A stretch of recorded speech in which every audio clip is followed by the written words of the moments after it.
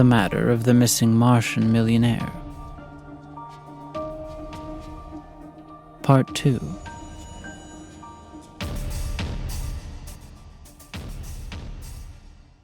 Mr. Dakar stroked his immaculately kept gray beard solemnly a moment, as Ezra and I waited with keen interest. I wondered what this matter of life and death could possibly be that this man would choose to both confide in and seek assistance from the two of us. "Are you aware of your fellow Bostonian, Dr. Alexei Marsden, who is currently on Mars?" Mr. Dakar asked at last. I couldn't contain my surprised outburst. The missing Martian millionaire? "Yes," Mr. Dakar answered brusquely. "Though I hope you do not believe all of the drivel that is oozed from the lie machine that is the news."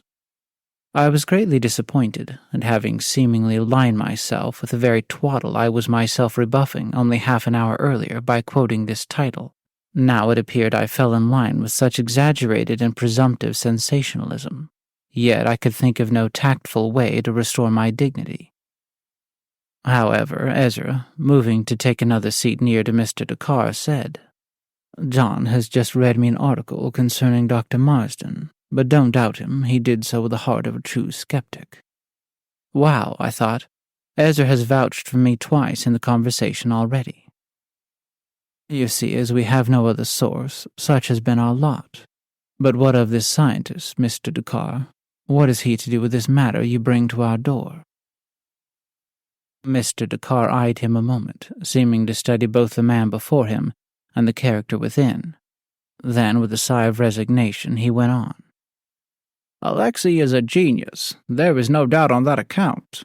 His work on Mars with his microbial fuel cells has surpassed all expectations.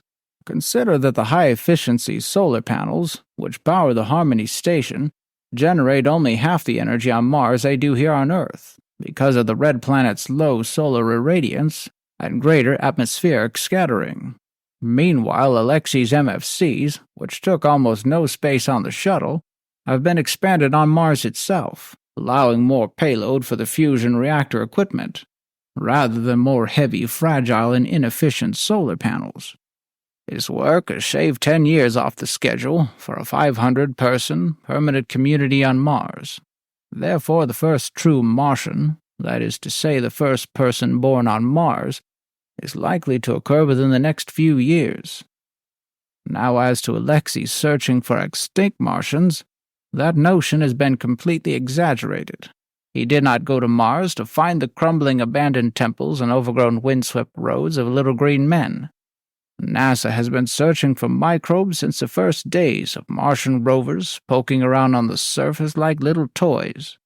Microbes are Marsden's focus of investigation. Of course, he has a special interest in finding them. It could advance his own work as well as the Harmony project significantly. Now, Alexei has his quirks, haven't we all? But to exploit, misrepresent, and malign his works and ideas just to sell some news does nothing for the advancement of humankind. It is insidious and cancerous. I have known and worked with Alexei for many years now, and though he can be secretive and elusive, his reasons are the same I mentioned a moment ago, and he works for the progress of humanity only. Furthermore, it has come to the point that Alexei's work is now just as inextricably linked to my own project as the work that was done at Naptu.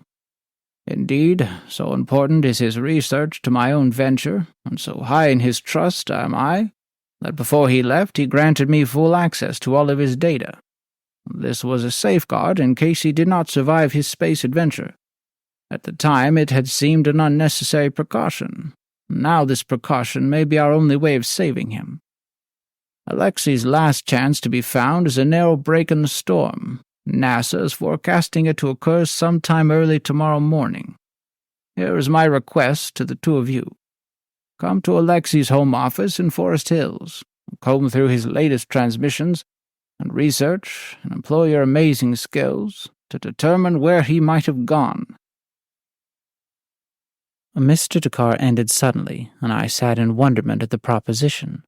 How could we even attempt this? His documents, his research, his database must be massive.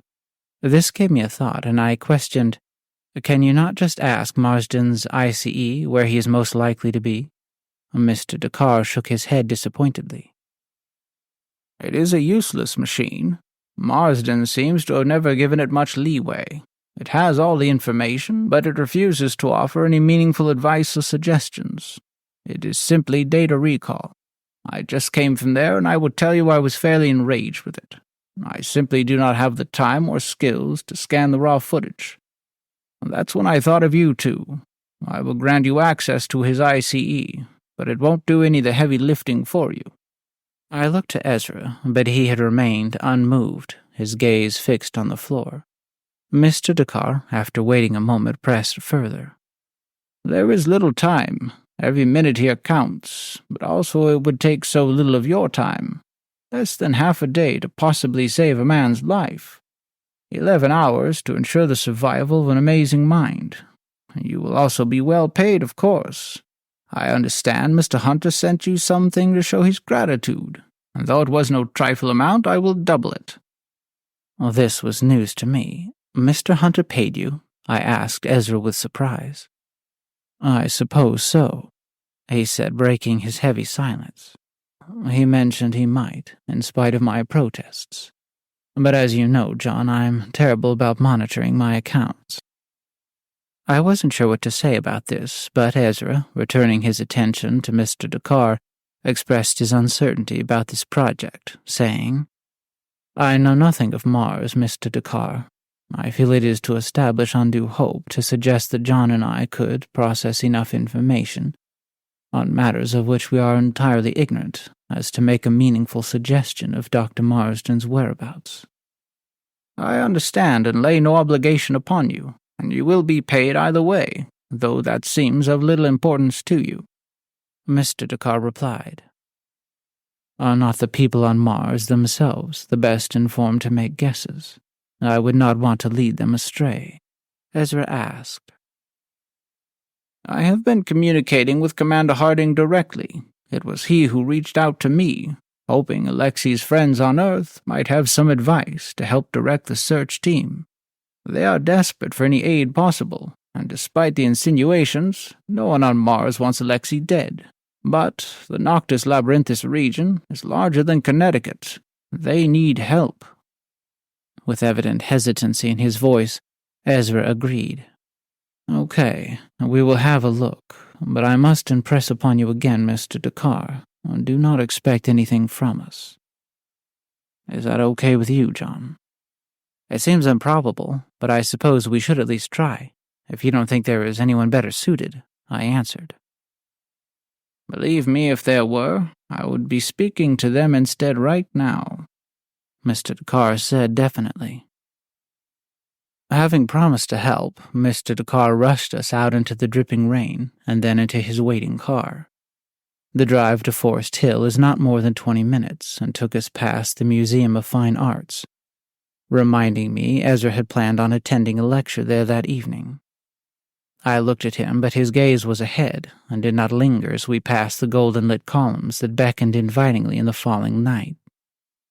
As we drove, Mr. Dakar turned and explained that he would not be able to remain long with us in the home of Marsden, as he had another pressing meeting.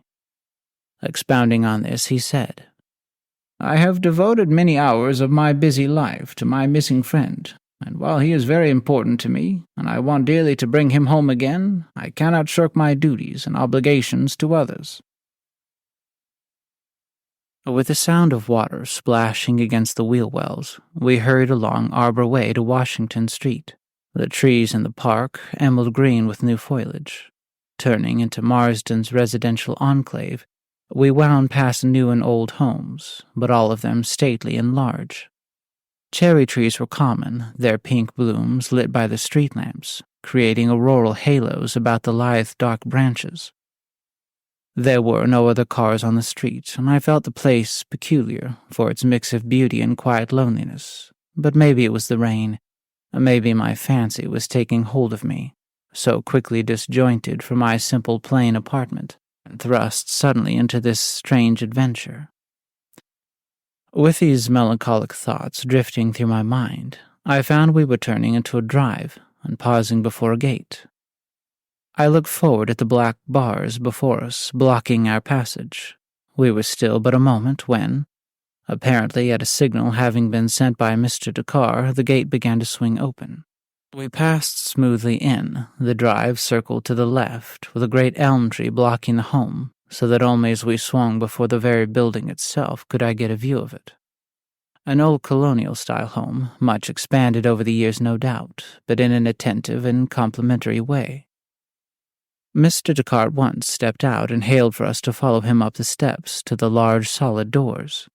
He was spry, and his footing firm yet swift upon the wet stones. Within the porch he did not pause, but threw open the door at once. "Come, come," he said, and we followed him into the warm, bright foyer. "Kevin," Mr. Dakar called in a commanding tone. Not waiting for the called Kevin, Mr. Dakar was striding across the parquet floor, even as I fumbled to get my bearings on the room.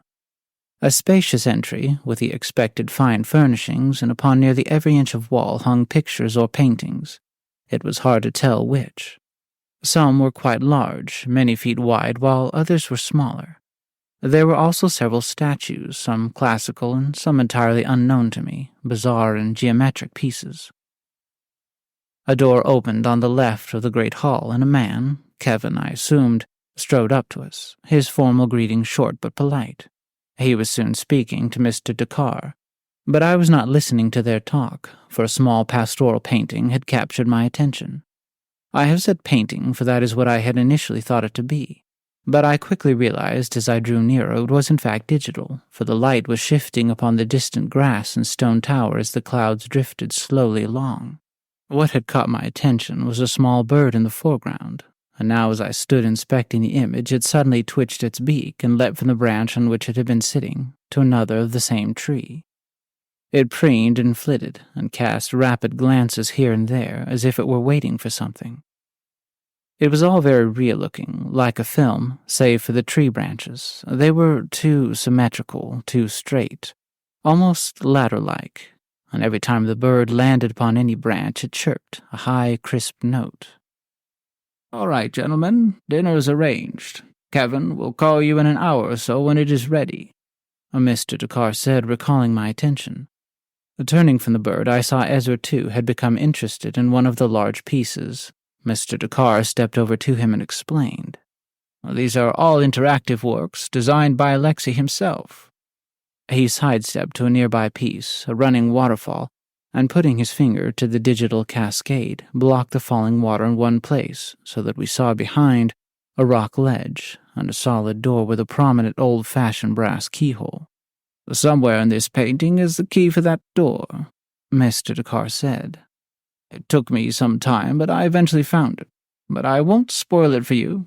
However, that will have to be for another time. Come." But Ezra did not follow. He instead stepped up to the piece he had been staring at. It was a large image of a slab of stone with what I guessed were Egyptian hieroglyphics etched into its ancient surface. A large crack ran from top to bottom, with chips and flakes throughout, so that I could have sworn the relic was real. Yet Ezra, reaching out, touched one of these glyphs, and then drug it across the fractured surface, and removing his finger, dropped it at a new location. The glyph appeared again to have been there for ages. Seeing Ezra's interest, Mr. Dakar told us, "Alexei created this one for the Egyptian exhibition in Cairo a few years back. The event was full of specialists who can easily read these markings, but no one there could solve it. They tried rearranging them to create passages from the Book of the Dead and other well-known ancient Egyptian writings, but nothing was successful. Alexei was quite disappointed. He has kept it prominent here ever since, insisting it is one of his simplest puzzles. And he thought it would have been cracked in minutes in Cairo." Ezra gave Mr. Dakar no response, but began shifting the 12 or so glyphs about until, stepping back, he looked on as water began at first trickling and then spurting forth from the crack in the stone. This flow increased quickly, so that the stone was soon split apart and crumbled, and then washed away in a deluge of rushing green waters. And then the words formed in the water as though they were made of bits of debris until a full sentence could be read. Your reward is a private tour of the dig site of Queen Nefertiti's tomb." "Astounding!" Mr. Dakar exclaimed, "Absolutely astounding!" and he shook Ezra's hand fervently. "What a wonder! You read ancient Egyptian, too. How did you do what so many Egyptologists could not? Is it an unusual dialect or rare passage?" "I could not say. I cannot read hieroglyphics," Ezra explained calmly. "I suppose that's why I could solve it. It's not a selection of ancient writing, it's a map." The water had drained away, and the image reset, so that we saw again the same bit of dry fractured stone with the glyphs again rearranged. Pointing to the crack that ran top to bottom of the stone, Ezra said, "You see, this is the Nile River. We have a bit of the delta here where it drains into the Mediterranean, and the whole of Upper and Lower Egypt. These glyphs do not represent letters or sounds, but are rather icons, marking the sites of well-known ruins." Shaking his head, Mr. Dakar laughed, saying, "Unbelievable. You see, that is why I brought you here. Too bad you didn't solve that a couple of years ago. Nefertiti's tomb had just been found, and very few people had access to it. That was a nice reward Alexei was offering." As Mr. Dakar led us up the stairs, I marveled at Ezra's demonstration and found myself wondering if maybe he would be able to crack this matter of the missing Martian millionaire as well.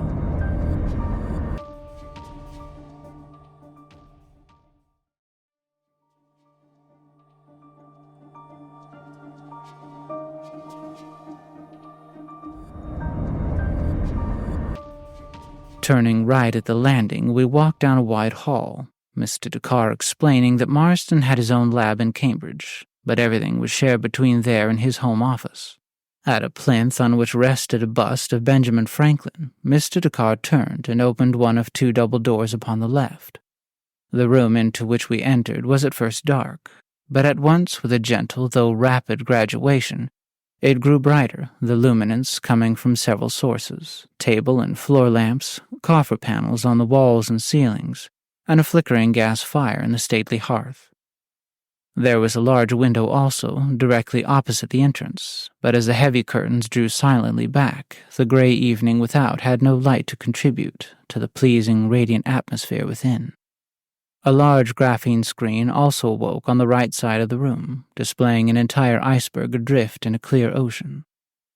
The perspective being from the water level, both the frigid white mountain above and the massive blue keel beneath the surface were captured in the image. The effect was cold and striking and somewhat out of place in a room otherwise so warm and comfortable. Going directly to the desk before this display, Mr. Dakar spoke to Marsden's ICE, saying, "I am Atlas Dakar. Do you identify me?" "I do," was the quick, almost cheery response. "This is Ezra Lockwood and John Spencer," Mr. Dakar said, motioning for us to come within the readers. "Identify them, please." "I have done so," the ICE responded. "Good. I give them temporary read-only access to everything on your system, which Alexei has given me access to." "Atlas Dakar, please confirm Ezra Lockwood and John Spencer are to have read-only access to Dr. Alexei Marsden's Data Lake, Digital Library, Processing Sky, and Cognitive Engine on a temporary basis." "I confirm." "Excellent. As you have given me no signals, physically or physiologically, indicating coercion or force, I will grant Ezra Lockwood and John Spencer read-only access temporarily. When would you like me to recall this temporary permission, Atlas Dakar?" Mr. Dakar turned and looked at us seriously. 10 hours, he said. As the ICE repeated the request for confirmation, the importance of that number sank upon my heart like a cold, heavy weight. To use an obvious metaphor, like an iceberg. Ezra and I had 10 hours to attempt to save a man's life on another planet. Recalling my attention, I realized Mr. Dakar was giving us a final admonition, saying almost sheepishly, "Regardless of my dismissal of the notion that Alexei is fixated with ancient life on Mars, his sudden departure does suggest he might have made a recent, exciting discovery he simply couldn't wait to investigate. He can be impulsive in that way. It is his excitement for his science, I'm sure you understand. However, I mention this as it may be a good starting point for your investigation." And with that final, somewhat cryptic thought and a hurried goodbye, Mr. Dakar left Ezra and I. Despite the forewarning he had given us, the reality was striking. We were in a stranger's house, allowed in by a stranger, and now left alone with a former stranger's ICE. Everything about Marsden was open to us, all his professional work, personal interests, projects, ideas, everything. A great deal of trust and discretion had been laid upon us, and I was left wondering if it had really been executed by the appropriate authority. However, I quickly realized that didn't matter now. We were here and it was done. What mattered was finding where Marsden might be. In 10 hours, Commander Harding would be sending 3 hoppers into the vast Martian desert. Ezra and I needed to uncover at least one likely place for them to find him. But where should we even begin? Ezra was pensive, standing in the white light of the iceberg. The image on the graphene was so clear, I almost felt the cold radiating from it. I realized Mr. Dakar had not addressed the ICE, so I blurted out, "Dr. Marsden's ICE, what are you called?" "My name is Ice," it responded, sounding pleased at having been asked. I snorted, "He named his ICE Ice? Marsden really didn't care about this thing. It's like it's fresh out of the box." Ezra said nothing, so to get us started, I decided to ask the first question, which Mr. Dakar had so reticently proposed we ask. "Well, Ice, where's the most likely location Marsden would go to look for ancient life on Mars?" The machine answered. "Throughout the history of Martian exploration, scientists have concentrated on studying environmental and geological formations, such as ancient lakes, rivers, deltas, caves, lava tubes, and craters, analyzing Martian rocks and soils for biosignatures of microbial life. However, despite over 80 years of Martian missions, including 6 manned missions, no definitive discovery has been made proving ancient life on Mars. This has led most agencies and experts to conclude that there likely has never been life on Mars." "Okay, Ice, but where do you believe Marsden might look, based on his own research?" "Alexei has been very interested in the possibility of ancient life on Mars, particularly as it applies to his work with microbial life. Most scientists agree that if life were to be found on Mars, it would be very simple life, such as microbial life. Alexei has considered the possibility of life on Mars as being most likely found in ancient waterways and systems like lakes, rivers, and deltas and caves, lava tubes, and—" "I understand that," I interrupted with some frustration. "But where would Alexei be most likely to look himself while on Mars now?"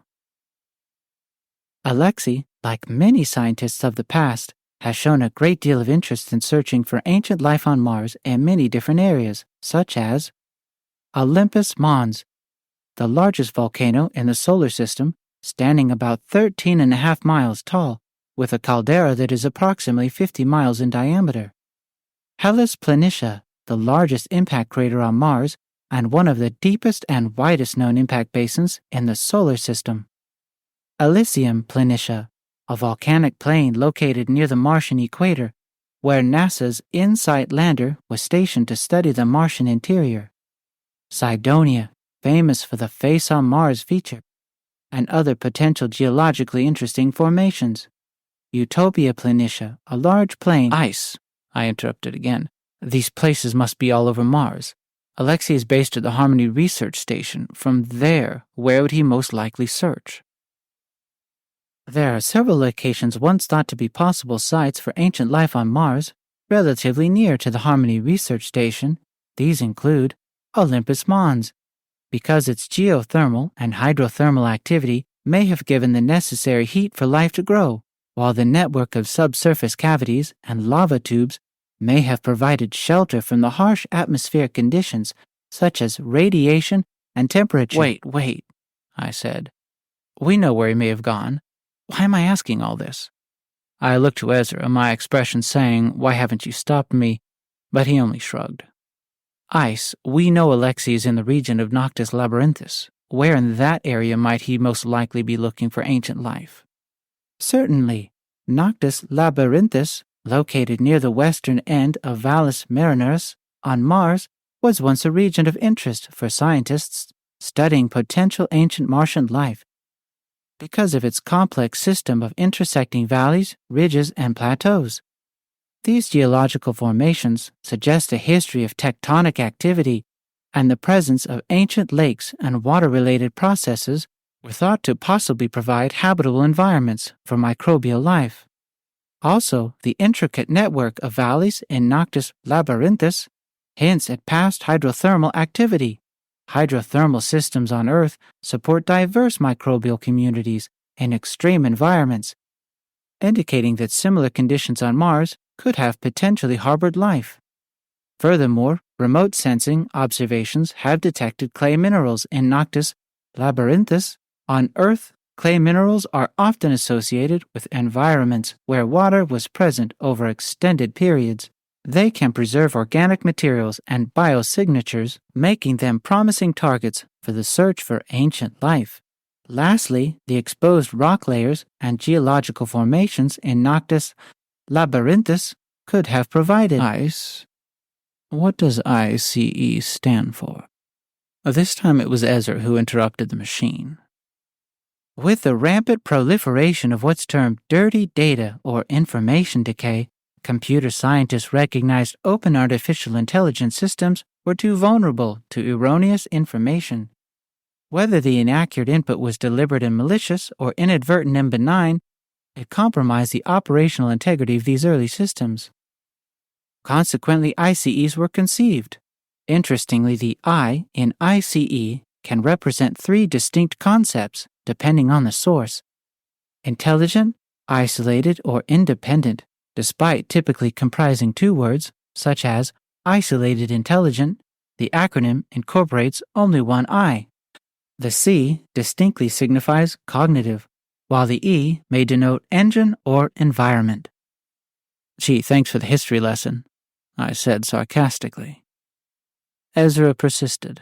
I mean, what does the I, C, and E stand for in your name, Ice? My designation varies slightly from similar systems.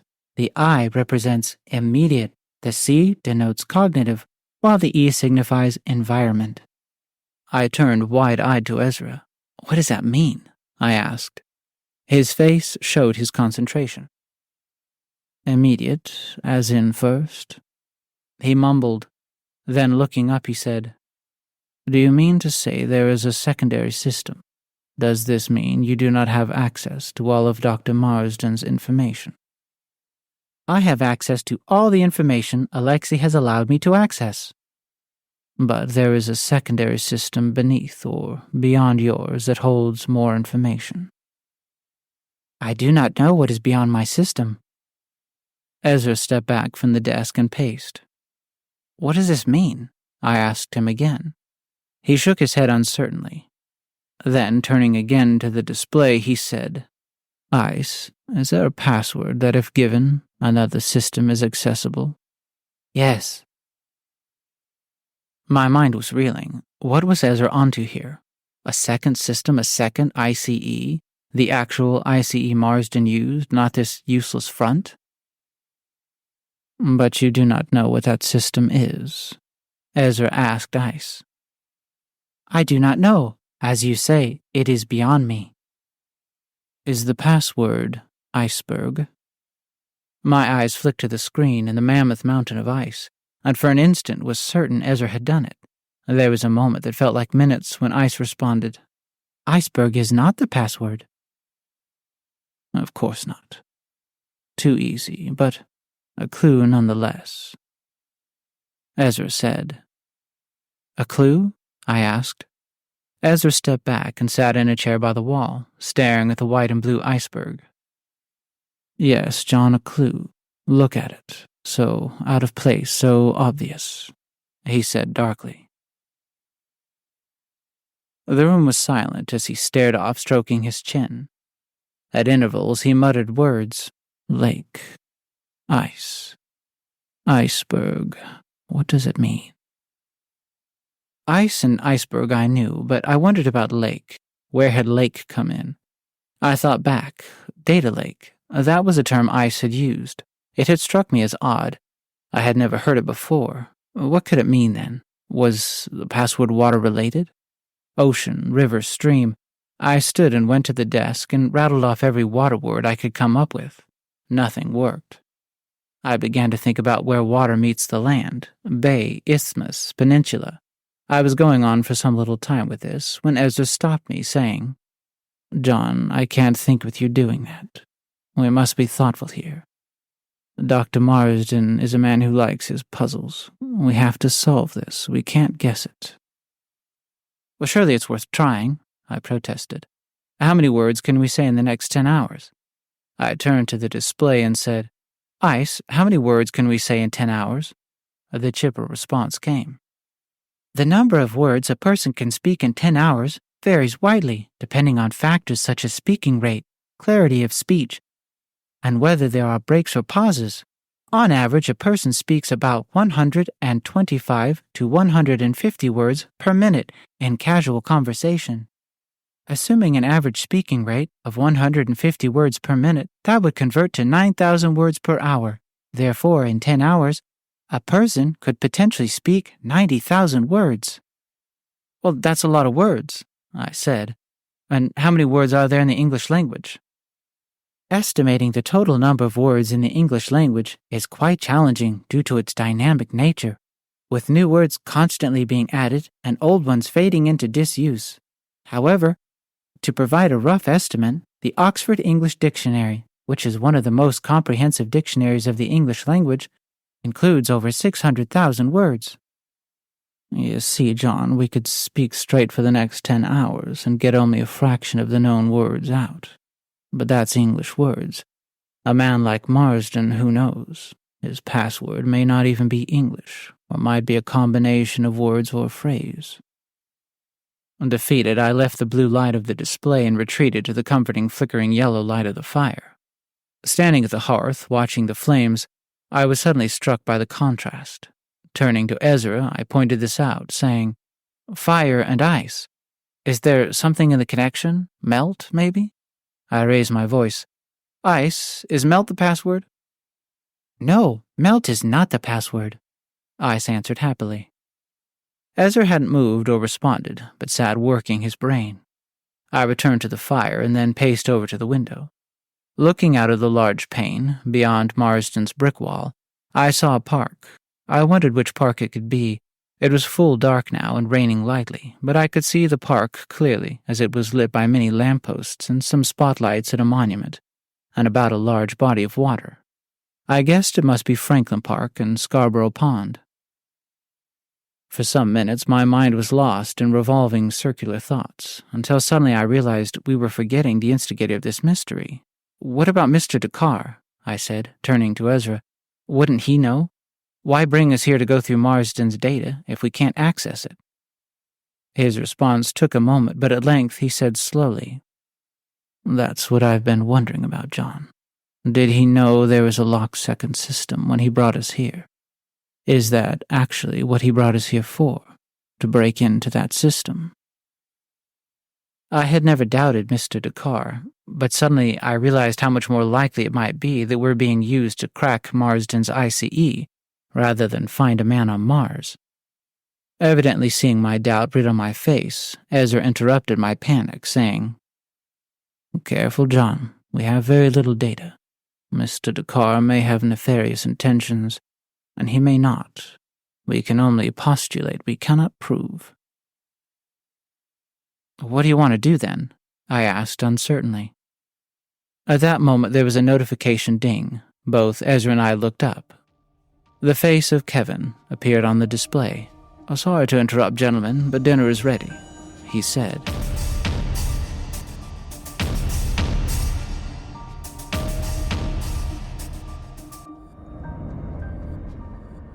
Thank you for listening to the Atlantean Mysteries.